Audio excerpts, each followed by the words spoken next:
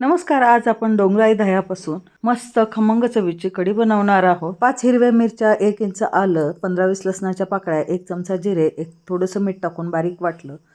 1 वाटी दही, त्यामध्ये बेसन पीठ टाकून वाटून घेतलं. कढईमध्ये 2 चमचे तेल टाकलं. अर्धा चमचा मोहरी, 4-5 कढीपत्त्याची पाने टाकून 2 चमचे हिरवं वाटण टाकलं. पाव चमचा हळद टाकली. थोडंसं परतलं. त्यानंतर कढी अधिक चविष्ट होण्यासाठी आणि कढी बाधू नये म्हणून पाव चमचा हिंग टाकला. हिंगामुळे कढी चविष्ट तर लागते, पण कढीचा त्रासही होत नाही. सर्व मिश्रण व्यवस्थितपणे परतून घेतल्यानंतर मिक्सरमध्ये फिरवून घेतलेलं दही टाकलं.